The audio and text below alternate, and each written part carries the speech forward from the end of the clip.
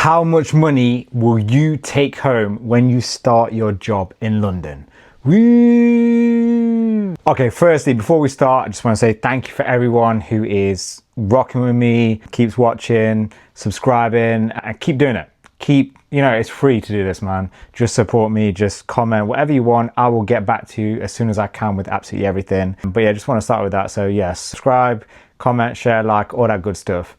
Can't believe I'm saying all this stuff, but it is what it is. Right, I wanted to make this video just about sort of the reality of like the money that you're going to take home from your job in London. I'm going to do it on different scales as well. So we're going to start with probably the lowest amount. I'm assuming like audit will be around that much, and then we'll go up to a bracket of what you might be starting if as a grad if you get into like an IB role. I'm going to go through like, obviously these are, I'll tell you as I'm going through them like where these sort of estimations have come from, and just to really show you like how much you will be taking home after tax and everything like that.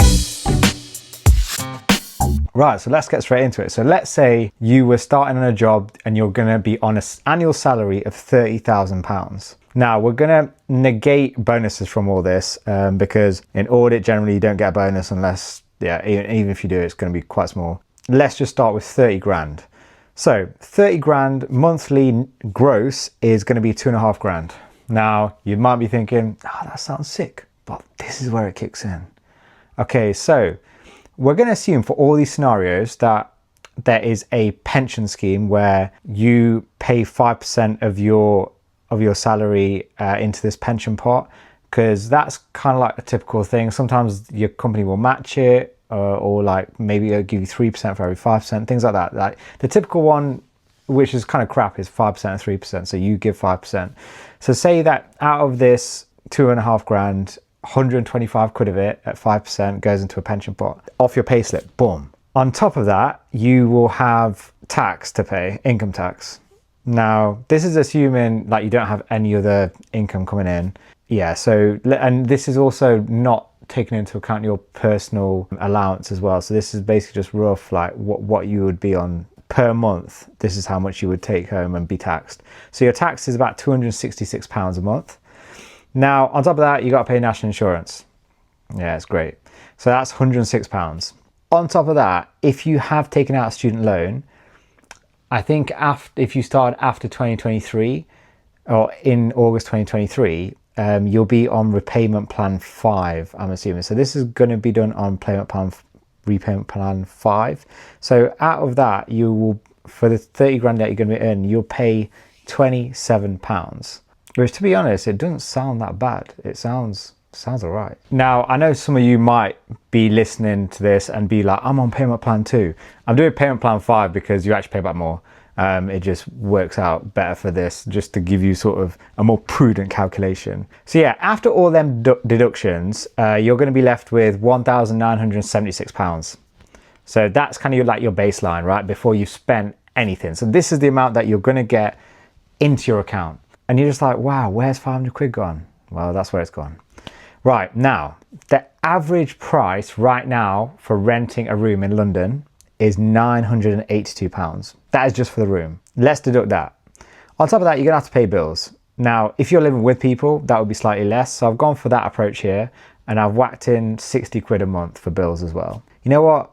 Actually, scratch that. We're gonna take it to 100 quid. Okay, so 100 quid bills, let's say that. Now that takes you down to £894. Now, you're gonna have to live, right? Because if you're in London, well, if you're anywhere and you live by yourself, you've got to pay for food, drinks, toiletries, all that good stuff. I'm gonna be quite prudent with this and just say 400 quid. This is like, I'm not talking about going out and stuff. I'm just talking about necessities right now, essentials. So 400 quid for that. Now, I'm gonna put that you go to the gym. You might not, but you might do something equivalent. That's 50 quid a month. I'm just putting a baseline on that. In my video I did on TikTok, I said 20 quid a month, and that was because literally for the first 3 months, and that was only like a couple of months ago, Stratford, the gym, opened and it was 20 quid a month. I think it's only 25 quid a month. But anyway, I'm going to be prudent and just say 50 quid a month for the gym. Now, I'm going to whack in another 100 quid for any direct debits. You know, you might have your phone, you might have, I don't know, God knows what else, any subscriptions or anything like that. So let's just put 100 quid a month for direct debits. Now that brings your net down to 344 quid. That 982 assumes that you live majority of the time like in zone 3-ish, right? If you're working within finance, and a lot of jobs really, actually, not even just finance, if you're working like in London, generally you're probably going to have to travel to central London. How are you going to do that if you're working in zone 3? You could get a cycle, bike in. I know a lot of people do that. But realistically, you're going to get the tube. Now you can get a travel card for zones 1 to 3 for a month, which is 202 quid. Now this takes your net down for a 30 grand salary job a year to 142 quid a month. So that 142 quid could be put into savings, or realistically, let's say you're probably going to have to go for drinks if you're at work or something at least once in that month. You could easily blow 140 quid there, or let's even say just 50 of that quid. So honestly, 30 grand is like absolute minimum. I'll be real, like in my eyes anyway. Like obviously you can adjust this to your preferences, but that is what, for instance, if you're on a 30 grand a year salary in London, and you're alone and you've got a student loan, that's how much you will take home after everything, round about 140 quid, let's say. That's not that great, is it? Depressing. Anyway, let's now go into our next bracket, which is 40 grand a month. One thing I just want to say actually before we go into 40 grand a month is this is all for tax year 25-26, so it's applicable now. Right, so 40 grand a month, how will that be affected? So your monthly is 3,333 quid. Your tax is high, 424. Your national insurance is a bit higher, 169. Your pension is a bit higher, 167. Student loans even higher. So your student loan for 30 grand was 27 quid a month. Now it's gone to 98 quid a month. And so it gives you a net of 2476. So you've almost took like 900 quid difference from what you received in your gross packet, which is kind of mental. Again, now taking the same predictions for estimations even for your rent, bills, food, gym, direct debits, and your travel card, if you deduct everything like that, you get down to £642. That seems a bit more healthy. Realistically, you're only going to get like 40 grand starting wage in certain careers. So just bear that in mind. And this could be like your like second or third year in audit, or yeah, like if you're working at like in a finance shop but not high finance, this might be like your second or third year. You get, well, second year realistically, you'll get to like 40 grand. Now, if we just take it up a slight notch to 50 grand, so this is like your paid salary, your qualified salary at Big Four kind of thing. It's also quite a low entry point into IB. If IB is what you're trying to get into, you're probably going to start on something like this. This is, well, I don't know, everyone that I know who starts in IB actually starts on higher than this, but let's just lowball it, right? So 50 grand a year gives you 4167 a month. Your tax is 582, your national insurance is 233, your pension is 208, your student loan's gone to 169 quid, which is mental. Think about like, when you're 30 grand, you're paying 27 quid a month, and now you're paying 170 quid, which is absolutely mental. Anyway, that gives you a net before anything like net that goes straight into your pay packet is 2975, so just under 3 grand. Now out of that, deducting your rent, bills, food, gym, direct debits, travel card, you're left with just over a grand, £1,141. So that's kind of more like sensible. Realistically, I'd say that one thing I want to say is like the more you earn, the more you generally spend. I know people are like, oh, I would never buy that. That's bullshit, man. Like one of my good mates who I used to live with, well, I don't speak to him now, but he was a good mate when I lived with him. I remember he was on about, at one point, he was on like 20 something grand, right? And I was like, bro, you need to get a better job. And I remember once I came back, I used to think I was a baller by then. I wasn't. I just used to like buy, I think I bought like a top for like, I went shopping and I came back home with some bags and, oh mate, what you bought? I was like, oh, I bought this top, and I showed it him. He's like, oh yeah, it looks nice, man. How much was it? I was like, oh, it was 80 quid. My guy was like, I would never spend that on a top. 3 months later, he got a new job, yeah, where he went to like 50 grand or whatever it was, or 45 grand. My guy literally came in one day. He's like, oh, do you like this top I bought? I was like, yeah, how? I was like, yeah, man. He's like, yeah, it's quite good, isn't it? It's like 70 quid or whatever. I was like, bro, remember You told me, and he told me that he was like, I'd never spend more than 40 quid on a top. I was like, remember like 3 months ago, you told me you'd never spend more than 40 quid on a top. This is what happens. So what I'm going to say is this grand, yeah, unless you are so disciplined and stuff, like you'll probably end up spending this grand somewhere. I don't know, even if it's just meeting mates, if you're dating, if you're doing things with friends, whatever it is, man, like you're going to end up spending this grand, most probably, unless you're a hermit. Don't be a hermit, man. Enjoy your life when you're young. That's my bit of advice I want to give you. Let's take it to the next stage, which is kind of like I would say like a base IB salary starting for a grad, which is about 60 grand. I'd say it's probably more than this realistically, but let's just call it 60 grand because I know some places pay slightly less than this, but I know a lot pay higher than this. So if you're going to be on 60 grand annual, your monthly is going to be 5 grand. Tax 853, NI 263, pension 250, student loan 240, and that gives you a net going into your pay packet of 3394. One thing to really consider is the net that's going in. So from 50 to 60, you're getting an extra 400 quid basically a month, which 10 grand equates to 400. Just deep that, which is mental to me. If we take into account the same estimations for rent, bills, food, gym, direct debits, travel card, you get 1,560, so 1.5 grand net. Just to give you a bit of context, so when I was in IB, I mean, I was on a lot of other payment plans, older ones, but I also had a postgrad loan and stuff. I had a lot to pay off, but I got to a stage where I was earning enough where, I mean, I ended up paying it off within my like second year in IB, but I remember how much when I got to a certain level and I looked at how much was coming out of my wage to student loans, and it was over £1 grand. Over £1,000 a month was coming out of my wage and going into paying back my student loan, which is absolutely mental. You know when people say the rich get richer and the poor get poorer, whatever it is. When I saw that, I was like, man, this might actually be true. I don't actually believe that.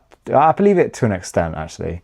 It's not in every circumstance, but in this circumstance, like, it was kind of proof of it, because if my parents were rich enough, I wouldn't have had to have a student loan, and I would have had an extra grand over £1 grand in my pay packet every month. And then I'd be able to save that maybe and put it into a house, whatever it is, a lot quicker than I have been able to. Does that make sense? My student debt in the end was about 60 odd grand, or over 60 grand, I think, close to 70 grand. And I've paid it off, thankfully, but it took me a while. But look, like every year, man, like I was paying back probably like 14k at one point. And you know what the worst thing was? When I got my bonus, yeah, my first bonus I got in IB, I remember receiving it, and I looked at the figure and I was like, yeah, it's all right, it's not bad. Bro, I knew it was going to be taxed, yeah? So I was like, all right, cool. And I did that in my head, but I did not think about student loan. Student loan took about 14, 15 grand of that straight. Like, just took it. I was pissed. Yeah, man, that was honestly, I was so annoyed, man. In my head, I was like, oh my God, I'm going to do this with that money. I'm going to do this, I'm going to do this, I'm going to do this. And what ended up happening was just pay back my student loan. But yeah, one thing I would advise is try to pay back your student loan as soon as you can, because it depends on the interest rate. Like my interest rate was quite high. It was like 8 or 9% on one of them. The other one was like 7%, because I had two loans. One was postgrad loan and one was undergrad loan. So I would, if I was to advise anyone, I'd say try and pay it back as soon as you can. But yeah, I just wanted to give you a breakdown of that, because I think it's really important for you to understand how quickly this money can go in London, how far a salary can stretch, budget within your means. I would say it's also useful getting a credit card, but if you don't trust yourself, don't do it. I did it just to build credit. So I got an Amex, a gold Amex, which most people used to do until they started introducing the fees to it. I just kept with it, I'll be real. I was like, fuck it, is what it is. But you can get like silver Amex and stuff which don't have annual fees. And I would suggest that people do that if you want to build up credit. Another thing that I generally do because I'm really bad at saving. Ironically, I'm an accountant and all this stuff, whatever it is. I'm so bad at saving money. So what I started to do a few years ago was utilize my ISA. So I set up an ISA with, like this money box and things like that. So, I mean, I invest, so I have like direct debits that come out of my account for funds anyway through Hargreaves Lansdown. So I invest into funds through Hargreaves Lansdown. I just do my own asset allocation and my own, not asset allocation, fund allocation. And then I invest in some ETFs through Invest Engine, and then I invest through some funds on Moneybox. And the reason I use Moneybox is because it has that feature to link to your card. So every time I spend on my card, I can round it up to £1 on there and it'll just add a bit more. And I have a direct debit. I have like weekly and monthly that go out straight away, so I don't see it. I would strongly suggest that if someone's bad at saving, yeah, I would definitely do that. If you don't know what you're doing, hit me up. I'll help you like guide in terms of what kind of funds to invest in. I'm not the best at, I'm not saying I'm an expert, but I used to work in asset management and that kind of helped me a little bit. And then just being close to the markets, I know a little bit about investing. I don't know much. I'm not going to be like one of those traders like, invest with me. No, like me. But I will help you as much as I can. But I would say the only thing is Moneybox fees are getting higher now, which is kind of annoying. But no, I would strongly suggest people utilize their ISA and have some sort of like regular direct debit that just comes out and invests straight into that. That's what I would personally do. Or if you don't want to invest in like equities and stuff and you want less risk, maybe look at there used to be a couple of years ago really high savings accounts, like high interest savings accounts. They've gone away a little bit now because interest rates have fallen, but there are still some all right ones. But yeah, if you want to hit me up with anything like that, please do. I'll be happy to help you. But that is it for today, guys. Please let me know what you kind of want to see, because I've got loads of ideas anyway, but I love to just cater for you guys. This is literally for you. I've got so much stuff happening with the podcast, Dime Drop. Please lock into that. Please rate it as well on Spotify and Apple Music, because we're trying to grow on there as well. Yeah, man. And please just try and follow me. I'm trying to get as big as I can on all these platforms. And really drive the business Mirum. So I'm doing a lot of this for Mirum and for helping people as well and get my name out there. It's all about building a personal brand. And if you're around London and you're like, oh my God, I don't know what to do, please go on Mirum. So it's the Mirum, that's THEMIRUM.co.uk. Please check us out. We're trying to take over London and hopefully the world one day. But yeah, thanks for rocking with me, guys. Honestly, I really appreciate each and every one of you. And if you need a call as well, hit up the Discord. I hold calls on there. So, and we're building a community actually on there. I love seeing people interact with each other and help each other. That is so sick. So please do join that as well. But yeah, thank you again for this and see you next week. Peace.